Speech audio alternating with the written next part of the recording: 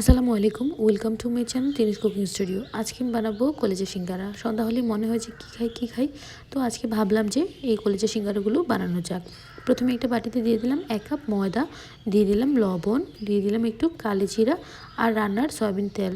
এবার এগুলোকে হাত দিয়ে খুব ভালোভাবে মথে মেখে নেব। সুন্দর করে দলা করে মেখে নিলাম। এবার রুম টেম্পারেচারে থাকা নর্মাল পানি দিয়ে এটাকে ধীরে ধীরে মেখে একটা সুন্দর ডো তৈরি করে নেব। একটু পানি দিয়ে অনেকক্ষণ মেখে নিলাম। তারপরে মনে হলো যেন আরেকটু পানি দরকার, তাই আরেকটু পানি দিয়ে এবার সুন্দর করে মেখে একটা ডো তৈরি করে নেব। এই তো আমার ডোটা হয়ে গেছে। এবার এটাকে আধা ঘন্টার মতো রেস্টে রেখে দেবো। রেস্টে রেখে দিয়ে সাইডে আমি আলু কুচি করে সেদ্ধ করতে দিয়ে দিয়েছিলাম। এই তো আলু সেদ্ধ হয়ে গেছে আর সেদ্ধ করা গরুর কলিজা কুচি করে নিয়েছি। এবার এগুলোকে ভুনো করে একটা সিঙ্গারা পুর তৈরি করে নেব। কড়াইয়ে তেল দিয়ে পেঁয়াজ ভেজে দিয়ে আদা রসুন বাটা দিয়ে নেড়ে চেড়ে দিলাম। এবার এগুলোকে নেড়ে চেড়ে কষিয়ে তারপর এখানে দিয়ে দিব দারচিনি, এলাচ, লবঙ্গ গুঁড়ো, হলুদ গুঁড়ো, লবণ গুঁড়ো, মরিচ গুঁড়ো। এবার একটু পানি দিয়ে মশলাটা অনেকক্ষণ কষিয়ে দিয়ে দেবো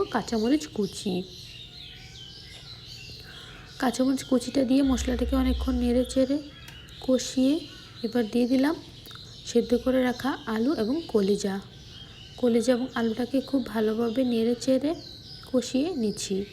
এবার দিয়ে দিলাম একটু পরিমাণ মতো পানিটা দিয়ে সুন্দর করে ঢাকা দিয়ে দিব, যাতে করে ঝোলটা কষে একদম সুন্দর একটা ভাব চলে আসে। দেখুন ঝোলটাকে এবার নেড়ে চেড়ে একদম শুকিয়ে নিয়েছি। এবার দিয়ে দিলাম ভাজা জিরে গুঁড়ো। এবার সুন্দর করে জিরে গুঁড়োটা দিয়ে এটাকে তুলে নেব।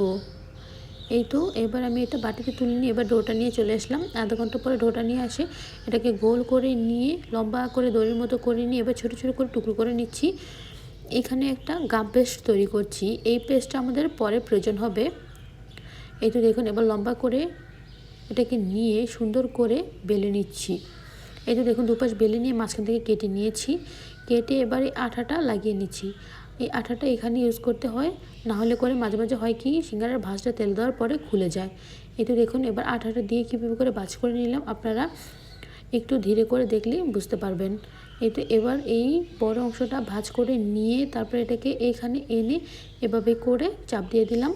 এই তো হয়ে গেল সিঙ্গারার শেপ। আই থিঙ্ক সিঙ্গারার কোনো নির্দিষ্ট শেপ নেই, এটা অনেকভাবে দেওয়া যায়, আপনার যেভাবে ইচ্ছে আপনি সেভাবেই দিতে পারবেন। এই যে আমি আরেকটা সিঙ্গারা তৈরি করে নিচ্ছি। এভাবে কোনা করে নিয়ে হাতের এই মুঠির মধ্যে দিয়ে এবার ভিতরে পুর ঢুকিয়ে দিব। দিয়ে এই তো দেখুন এবার সুন্দরভাবে দেখা যাচ্ছে এখান থেকে চাপ দিয়ে এবার এখানে সুন্দর করে একটা কোনা করে সিঙ্গারা হয়ে গেল। এই তো দেখুন আমি এখানে অনেকগুলো সিঙ্গারা বানিয়ে নিয়েছি। এই সিঙ্গারাটা দেখুন একদম পারফেক্ট শেপ হয়েছে। আপনার অনেক রকমের শেপ হয়েছে, একটা ভালো একটা খারাপ, এই মিলিয়ে ঝিলিয়ে তারপরে একটা কড়াইয়ে তেল দিয়ে সুন্দর করে এবার গরম করে এগুলোকে ভেজে নেব। দেখুন লাল লাল ভাজা হয়ে গেছে। এবার আমি একদম চুলাটাকে মিডিয়াম আঁচে রেখে সুন্দর করে এগুলোকে ভেজে নিয়েছি। এবার এক এক করে সবগুলো সিঙ্গারা ভেজে তুলে নিচ্ছি। দেখুন দেখে মনে হচ্ছে না কতটা ক্রিস্পি হয়েছে এবং ইয়ামি হয়েছে। কলেজের সিঙ্গারা বাসায় এভাবে বানিয়ে খাবেন আর বাইরে থেকে অস্বাস্থ্যকর খাবার কিনে খাবেন না। আপনারা এভাবে চেষ্টা করবেন বাসায় বানিয়ে বাচ্চাদের খাওয়াতে।